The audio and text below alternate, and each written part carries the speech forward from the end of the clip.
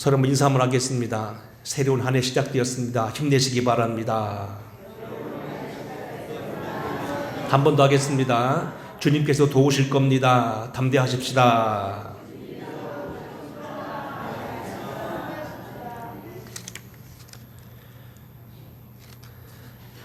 (2024년) 신년을 맞이해서 교회 표 하나님의 백성을 살라는 이 말씀 첫 시간입니다. 신년에 하는 기도, 이런 제목으로 말씀하겠습니다. 온갖 어려움과 고통을 딛고 새롭게 희망과 설렘으로 떠오른 2024년 한 해입니다. 이 한 해 동안은 지난날의 많은 어려움과 모든 걸 다 떨쳐버리고 새로운 삶의 용기와 위로가 함께 하시길 바라고요. 주의 은혜 가운데 승리하는 여러분 되길 주의 이름으로 축원합니다. 오늘 설교 제목은 바로 이것입니다. 인생을 살아가면서 가장 후회스럽고 고통스러운 것이 무엇이었을까? 환경 따라, 사람 따라, 또 경우에 따라서 여러 가지로 말할 수 있겠지만 저는 이렇게 생각합니다. 가장 인생에 가서 마지막에 후회하는 것은 빗나가는 생을 살게 되는 것이다.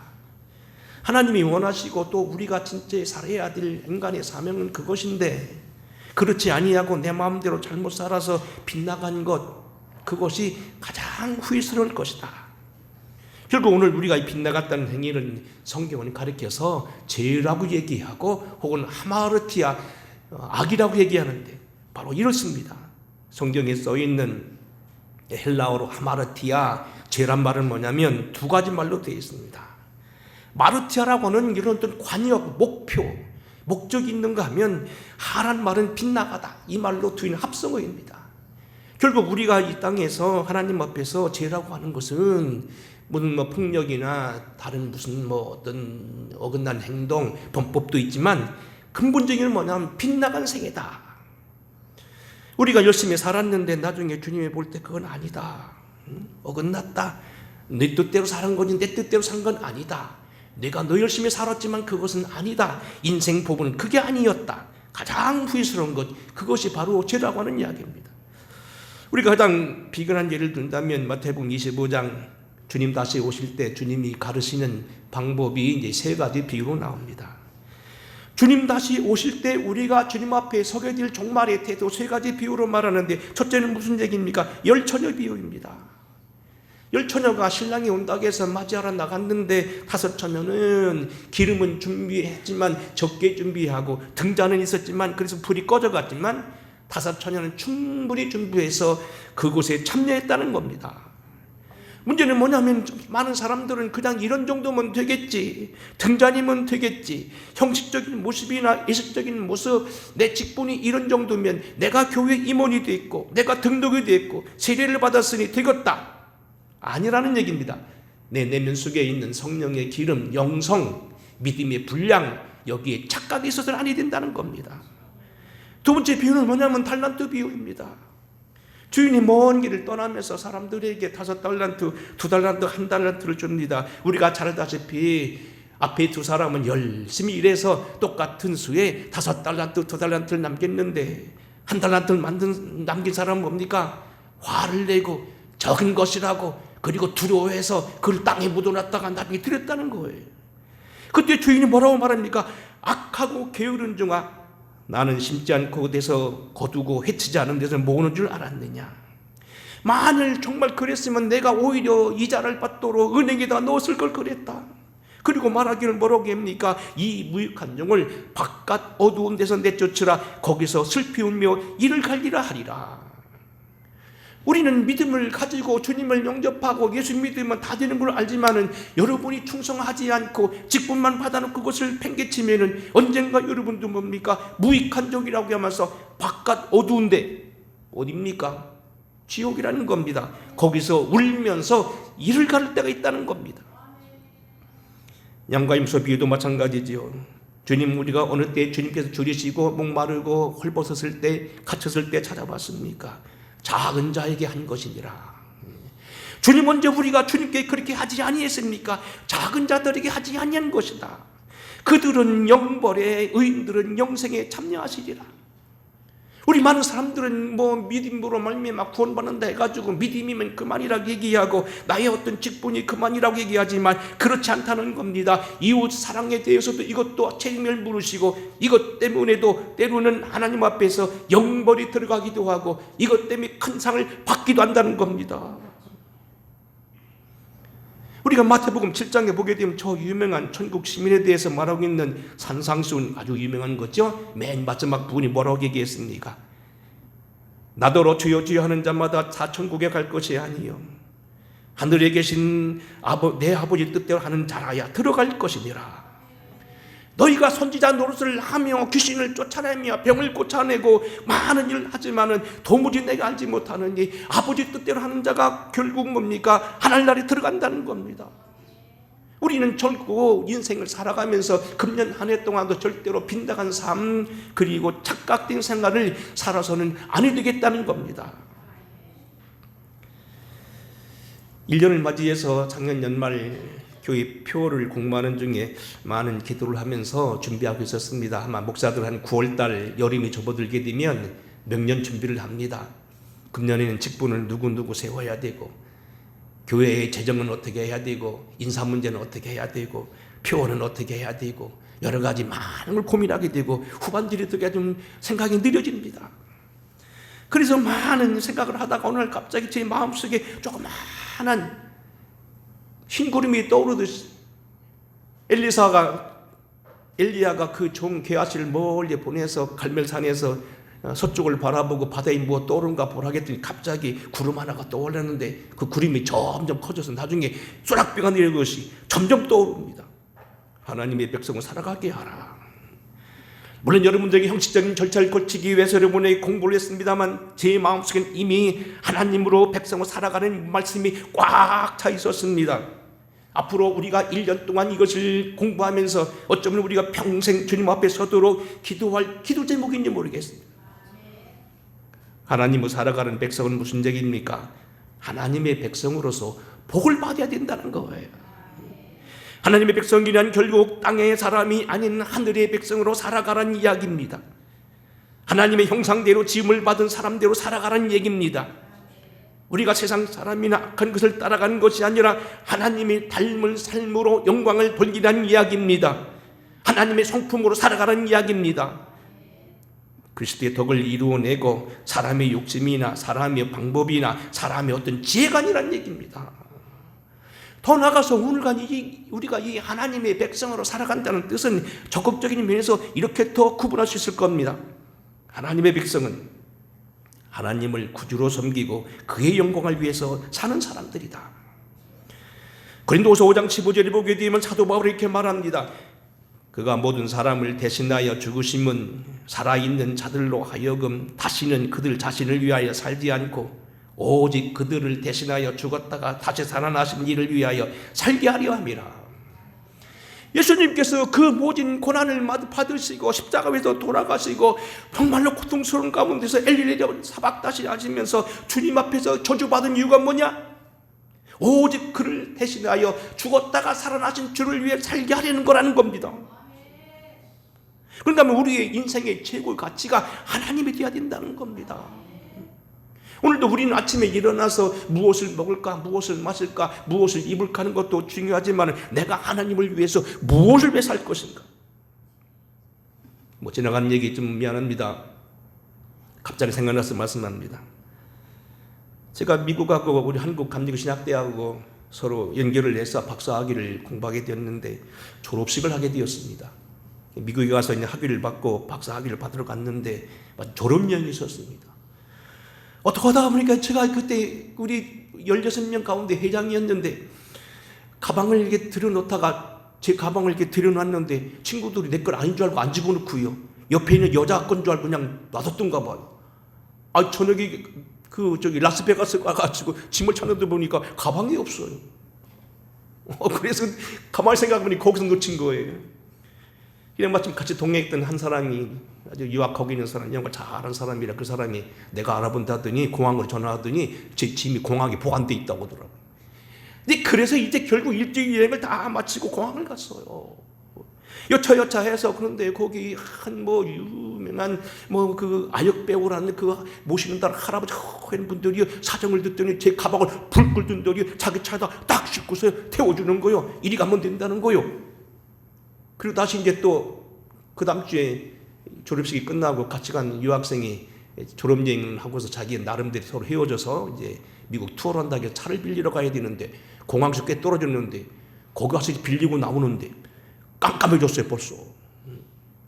그게 어떡하나 하면 택시도 끊어지고 버스도 없고 뭐 그런 거 곤란하고 있는데 마침 그 직원이 바로 조금 전에 봤던 직원이 나오는 거예요. 그 왜 서 있냐고 그래서 여차여차해서 지금 차가 딱 끊어져서 오가지 못하고 있다고. 그랬더니 뭐라고 하냐면 걱정 마시라고 이리 오라고 하더니 자기 차를 끌고 오더니요 트럭을 확 흔들더니 가방을 푹 들어 자기 가방 탁 넣어주고 타라는 거예요. 아 이거 얼마나 좋아요. 그런데 그 사람을 차를 쭉 타고 가는데 이러저런 얘기하다가 제가 말했어요. 아이고 이거도 어려우신데 그 기름값이라도 쓰기 위해서 얼마를 드리겠습니다. 아니라는 거예요. 사실은 내가 이리 가면 우리 집은 이쪽 방향인데 LA 시내역 정반대 방향인데 내가 40분을 더 가야 되지만 내가 오늘 하루 종일 뭔가 좋은 일을 해야 되는데 못해서 마음이 꺼림칙했는데 당신 만나서 우리가 좋은 일을 해서 너무 고맙다. 당신 나보고 고맙다는 거예요. 전 그 뒤로 신신학을 공부하면서 미국 사람 고홈, 양키 고홈, 별 얘기가 다 나와도 미국 사람들이 본심은 그렇지 않다. 세계적인 큰 일을 하기 위해서 보면 이러저러한 일이 얽힌 거지. 그들의 근본 정신, 청교도 정신, 기독교 정신 바로 저런 거다. 여러분 하나님의 최고를 같이 여겨야 되는 거예요. 그런가 하면 이 하나님의 백성을 사는 것은 뭐냐면 그를 경배하고 구주로 섬겨야 된다. 아버지께 참되게 예배하는 자들은 영과 진리로 예배할 때가 오나니 곧 이때라. 아버지께서는 자기에게 이렇게 예배하는 자들을 찾으시느니라. 하나님은 그의 가치의 근본이 되게 해야 된다는 얘기입니다. 그분께 기도하며 뜻을 구하며 그 뜻대로 살아야 된다는 얘기입니다. 그의 앞에 모든 걸 매사를 맡기고 자기의 모든 걸 비추며 살아야 된다는 얘기입니다. 하나님의 성품으로 살아야 된다는 얘기입니다. 더 나아가서 하나님의 선하심을 믿고 우리 언어까지도 하나님의 언어로 바꿔야 된다는 겁니다. 우리가 그의 구속사에 동참해야 되고요. 더 나아가서 그 의로운 성품 베풀고 주의 뜻대로 나누어주는 삶을 살아야 되고요. 이웃에게 사랑할 수 있어야 되고요. 더 나아가서 우리는 하나님 앞에서 뭡니까? 복도 받아야 된다는 거예요. 하나님의 인류를 창조하실 때 뭐라고 창조하셨습니까? 가난하게 살아라. 그렇게만 하지 않았습니다. 이 땅에 복을 주시며 가라사대 장대하고 번성하여 왕성하게 살아라. 모든 걸 더 너희를 위해서 사용하라고 하셨다는 겁니다. 그래서 오늘 우리는 결국 우리가 오늘도 하나님의 백성으로서 기도할 제목이 있는데 바로 어떤 기도 제목으로 살아야 하나님의 백성으로 살 거냐는 얘기입니다.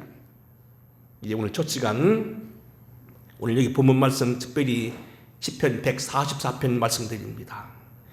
물론 33편 12절 이야기 보게 되면 하나님으로 자기의 구세주를 삼은 자가 복이 있다고 하는 말씀인데 구체적으로 그 복을 받은 사람이 어떤 복을 받느냐.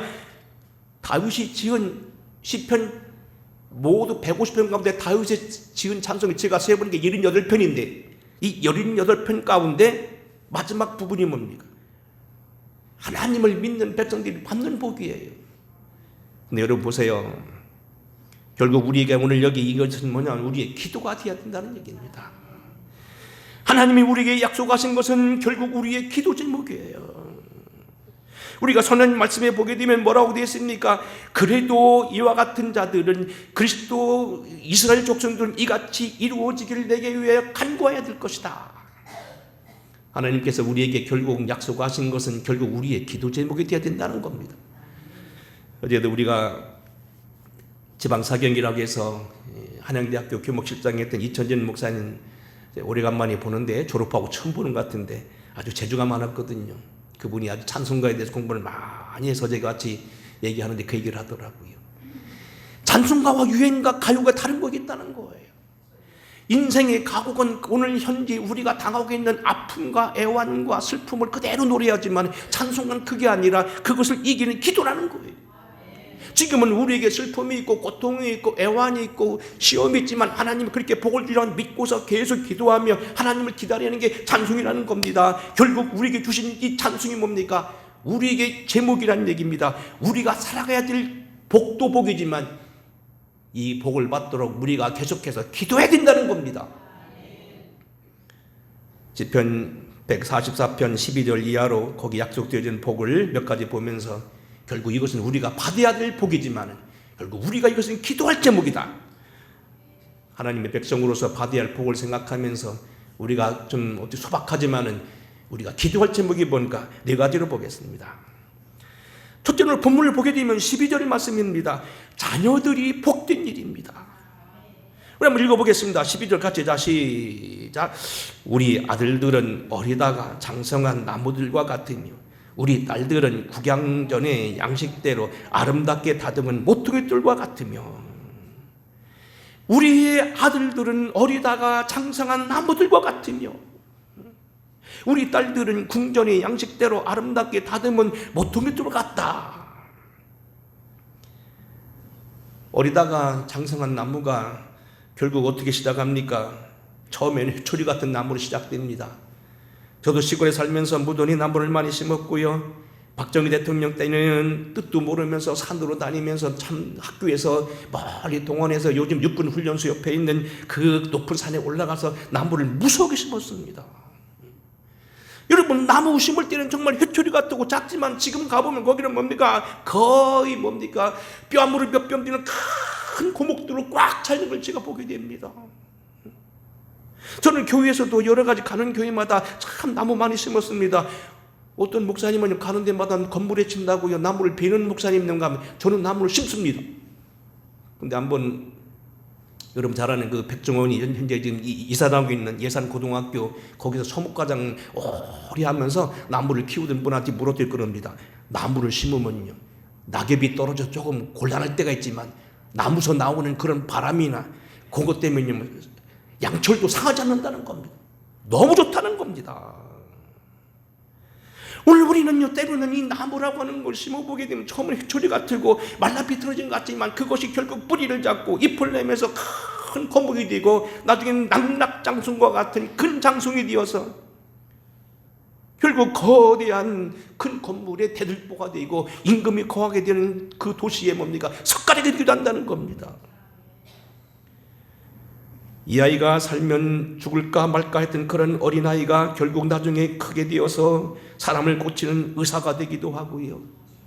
나라를 정말 동양지대로서 펴고 나가는 법관이나 변호사나 검사가 되고 정치를 하는 그런 사람이 된다는 얘기입니다. 엊그제 신문에 보니까 거기 글이 나왔더라고요. 미국 놈 때려잡던 노래하던 북한 꽃제비가 김성진이라고 하는 이름도 있죠. 거제처럼 헤매서 동양에 하는 그러한 아비 없는 자식들이 미국의 꽃제비라고 부르는데 이 꽃제비가 탈북을 해서 한국에 와가지고 미국 유학 가서 지금 박사학위 공부하겠다는 걸 봤습니다. 어떤 사람들은요, 민주화안에 하고서 그저 그냥 데모만 하다가 지명수백에 대해서 지하에 살다가 어느 날 우연히 새벽기도에 따라갔다가 이 사람이 거기서 마음을 고쳐먹고 예수를 믿고 공부 열심히 해서 3대 고시, 행정고시, 사법고시, 의무고시 합격했다는 것도 제가 여러분 말씀드렸습니다. 하나님의 계획 속에서 처음엔 이 아들이 도대체 사람 고시를 할까 했는데 나중에는 뭡니까? 큰 인물이 된다는 이야기입니다. 우리의 딸들은 궁정의 양식대로 아름답게 다듬은 돌이 되었다는 말씀입니다. 처음에는 정말로 저 아이가 어떻게 사람 고시를 할까 했는데 그 아이가 나중에는 뭡니까? 진짜 나라를 움직이는 경국지색으로서 사람을 움직이기도 한다는 얘기입니다. 정치에 큰 핵을 갖기도 한다는 겁니다. 우리는 정치사나 세계 역사를 보게 되면 물론 남자들이 앞장서지만 그 모든 배후와 모든 것을 주도한 건 여자들이 한다는 건 우리는 많이 듣지 않는다는 겁니다. 이러한 딸들이 된다는 겁니다. 우리의 자녀들이 시대를 바로 서며 공명정대하고 바로 세우는 데 쓰게 된다는 얘기입니다. 우리는 하나님의 백성을 이렇게 기도해야 됩니다. 주여, 종들에게 허락하신 자녀들이 복되게 하여 주시고 저들을 통하여 많은 사람들이 보람을 찾게 하시고 나라가 견고해지게 하여 주시고 잘 만나는 세상 되게 하여 주시옵소서. 두 번째로 오늘 여기 보면 이 시편 144편에서 다윗이 기도한 기도 제목과 오늘 여기 받을 복을 이렇게 말합니다. 13절 14절입니다. 우리의 곳간에는 백곡이 가득하며 우리의 양들은 들에서 천천의 만만으로 번성하며 우리의 수수는 무겁게 실었으며. 재정의 축복도 누리게 해달라는 겁니다. 여러분, 이 말은 뭐 그렇게 어렵지 않습니다. 백곡이라는 것은 뭐냐면 우리가 평생 먹고 사는 뭐 주산을 말하지만 이것은 소위 말하자면 주기도문에 말하는 일용할 양식입니다. 때에 따라 좁는 은혜, 직장도 해당될 수 있고요, 대학도 해당될 수 있고요, 우리가 먹을 수 있는 모든 직업 모두 해당됩니다. 우리의 양은 들에서 천천간 만만으로 번성하며 들어도 나가도 복을 받는 법입니다. 우리 수소는 무겁게 실었으며. 수소라는 것은 뭐냐면 결국 수소가 결국 달구지를 달고 다니면서 운송수단인데 우리는 말하는 뭡니까? 번영과 무역과 수출입니다.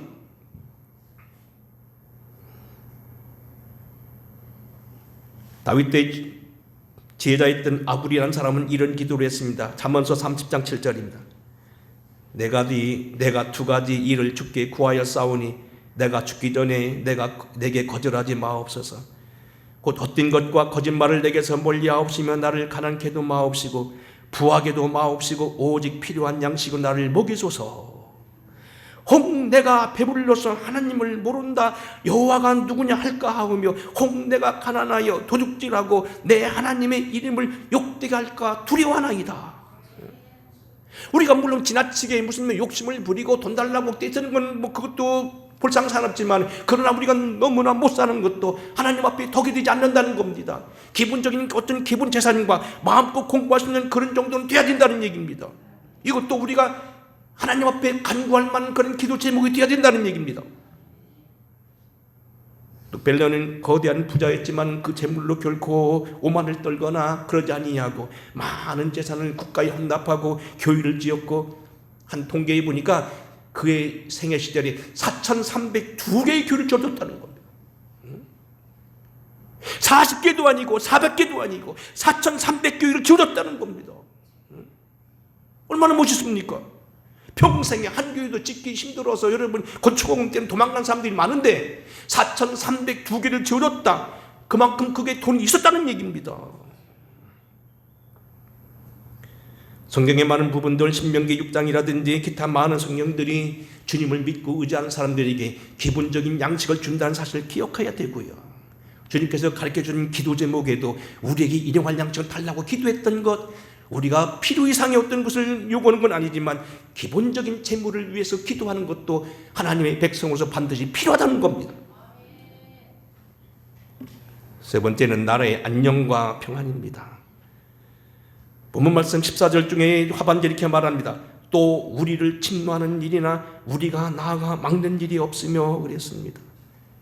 나라의 변기한 일이나 나라의 전쟁이 없기를 기도하는 겁니다.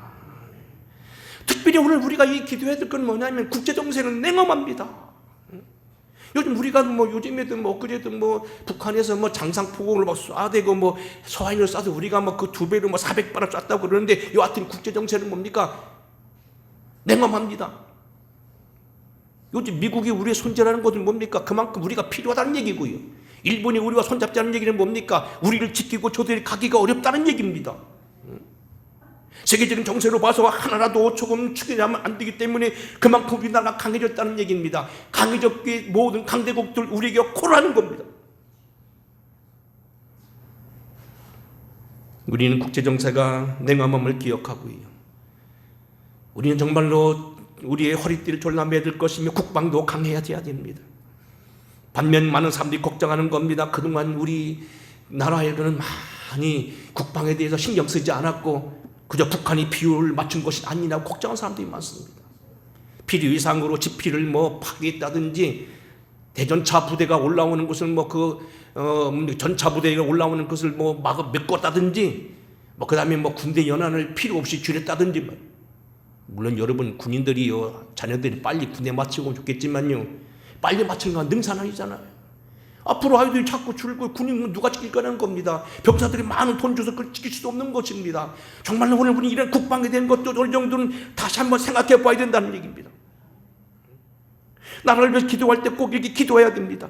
상식이 통하는 나라 되게 하여 주시고 온전한 통일을 이루는 나라가 되게 하여 주시고, 때로는 우리가 간간히 눈에 띄는 신제국주의라든지 신팽창주의가 잘하는 게 어디입니까? 중국이 그렇잖아요. 여러분 보세요. 여러분 때는 신문 봐야 돼요. 중국 밑에 보면요, 대만이 있고 필리핀이 있는데 그 바다가 얼마나 높습니까? 90%가 지리 땅이라는 거예요. 배를 못 지나가게 오는 거예요, 중국 사람들이. 그럼 그 사람들이 뭡니까? 대한민국 지 땅이라는 거 아닙니까? 지금도요. 베트남도 지 땅이고 버마도 지 땅이고 동남아시아가 다 지 땅이라는 거예요. 이미 티베트를 뺏었잖아요. 티베트는 싸워서 뺏은 거예요, 그게. 내몽고도 그렇고요. 신팽창주의, 신제국주의. 일본도요, 비만 나면 자꾸 대륙으로 올라온다는 거죠. 이 섬사람들의 특징이 뭐냐면 자꾸 대륙을 그리워온다는 거예요. 언젠가 다시 우리가 힘이 약해지면 일본도 또다시 우리를 지배하려고 할지도 모른다는 얘기입니다. 신제국주의입니다. 국제정신은 냉엄한 것이라. 힘이 없으면 밀리게 되고요, 힘이 없으면 대만처럼요 여러 나라를 의지하게 되고요, 이래저래 겁을 늘 뭡니까? 조심해야 될 나라가 된다는 겁니다. 힘을 키워야 된다는 얘기입니다. 이 나라에는 더 이상의 침노하는 일이나 나가서 막는 일이 없게 하여 주시옵소서. 끝으로 중요한 것은 뭡니까? 사회 갈등이나 변기한 일이 없어야 됩니다. 우리 거리에는 슬피 부르짖음이 없을진데, 세월호 사건이라든지 아니면 그 침수 사건이라든지 그 외 많은 사건도 있지만은 또 하나는 뭡니까? 인위적인 그러한 억울한 일이 없어야 됩니다. 돈 많은 사람들이 거들음을 피운다든지, 때로는 뭡니까? 어떤 가진 사람들이 만육을 부린다든지, 정치적인 폭력을 사용한다든지, 한 일당으로는 쓸데없이 법을 많이 만들어내서 거부권을 행사할 수밖에 없게 만들어서 대통령 자꾸 인기를 줄이려고 한다든지, 고약한 놈들은 뻔한 거 법 통과해가지고요, 대통령 거부권 해가지고요, 대통령 거부권 행사 많이 했다고 통계 나오게 만들고. 그래서 여러분, 정치적인 견해가 다를지는 모르지만 뻔한 거 아닙니까? 어떻게 해서라도 표 잡아내겠다는 거 아니에요? 노력한 사람이 노력한 만큼 대가를 받고 대접을 받는 사회가 돼야 된다는 얘기입니다. 시간 나는 데 낚시 다니고 놀러 다니고 차만 타고 주일날 놀러 다니는 사람이 대접받아야 되겠습니까? 아니면 이 시간에도 뭡니까? 때로는 예배 드리지만은 시간 나는 대로 계속하여 나라를 위해서 일하고 공장에 가서 일하는 사람이 대접받아야 되겠습니까? 그만큼 이러는 사람들이 대접받는 사회가 되어야 된다는 겁니다. 그러면서도 예의와 범절과 질서와 절제가 있는 나라. 과거 우리나라에서도 정치적인 민주화를 이루기 위해서 많은 젊은이들이 떼죽음을 했던 것을 우리가 기억하고요. 속된 얘기입니다만 제가 잘 아는 권사님 한 분은요, 서울에 이화여대 다녔는데 어느 날 이 아이가 없어졌어요. 데모하다가 난리가 나는데 한강 저 밑에 변사체로 생겨났어요. 그래가지고 그 권사님 지금까지도 그것 때문에요, 쇼크가 돌아가지고 정신 깜빡깜빡 온다는 거 아니에요. 어느 날 아파트에서 이상하게 수돗물을 먹는데 수돗물이 비리비리하고 냄새가 나서 보니까 나중에 올라가 보니까 사람 아이를 죽여가지고요, 아파트 그 위에 있는 그 통에다가 사람을 집어넣어 버렸어. 그런 일이 많았다고요, 한때. 이런 일이 없어야 된다는 거예요.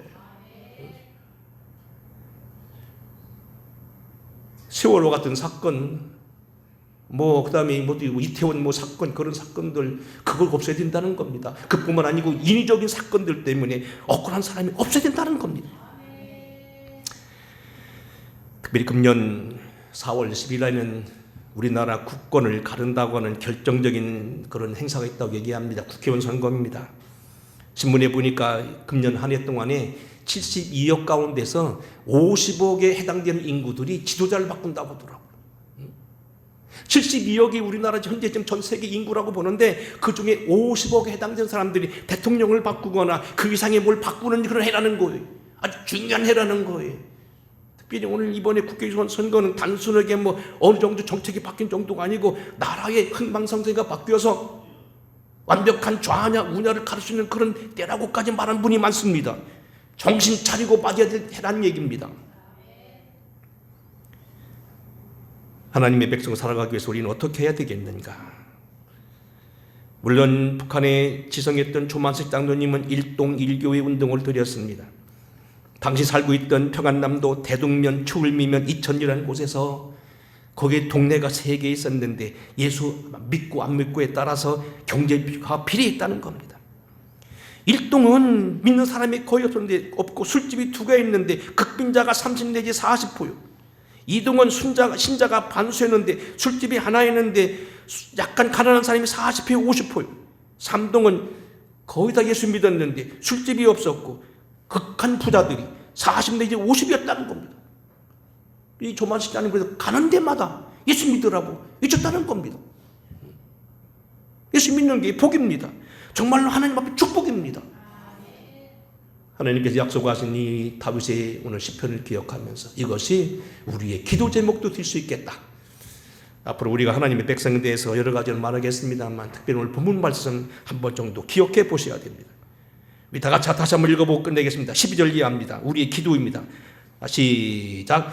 우리 아들들은 어리다가 장성한 나무들과 같으며 우리 딸들은 궁전의 양식대로 아름답게 다듬은 모퉁이들과 같으며 우리의 곳간에는 백곡이 가득하며 우리의 양은 들에서 천천과 만만으로 번성하며 우리 소소는 무겁게 실었으며 또 우리를 침노하는 일이나 우리가 나아가 막는 일이 없으며 우리 거리에는 슬피 부르짖음이 없을진데 이러한 백성은 복이 있나니 여호와를 자기 하나님으로 삼는 백성은 복이 있도다. 여호와를 하나님으로 삼고 그와 함께 동행하는 저와 여러분 되기를 주의 이름으로 축원합니다. 고마우신 아버지, 2023년도 한 해 교회 표어를 하나님의 백성으로 살아가자라고 하는 말씀을 내걸었습니다. 우리가 이 표어대로 말씀대로 살아가면서 하나님 백성 되기를 위해 기도하게 하시되 먼저 우리가 받아야 될 복, 하나님의 언약, 우리의 기도 제목이 되게 하시옵소서. 우리의 자녀들이 복되게 하여 주시옵소서. 슬피 울며 나가 막는 일이나 그런 일 없게 하여 주시고 재정적인 방면에서도 부족함이 없게 하여 주시고 사위에 슬피 울며 한탄하는 그러한 억울한 일이 없게 하여 주시옵소서. 하나님과 동행하며 하나님과 같이 승리하며 영광 돌리는 복된 우리 모두 되게 하시옵소서. 예수님 거룩하옵신 이름 받들어 간절히 축복하고 기도하옵나이다. 아멘. 찬양 드리겠습니다. 492장입니다.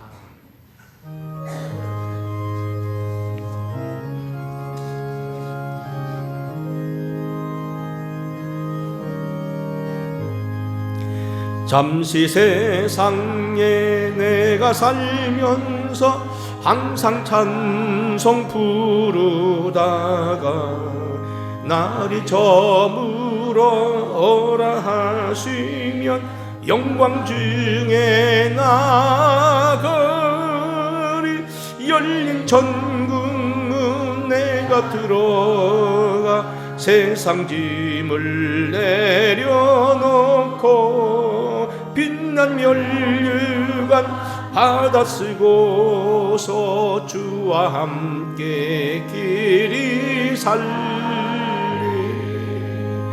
눈물 골짜기 더듬으면서 나의 갈 길 다 간 후에 주의 품 안에 내가 한귀여 영원토록 살리로다. 열린 천국문 내가 들어가 세상 짐을 내려놓고 빛난 면류관 받아 쓰고서 주와 함께 길이 살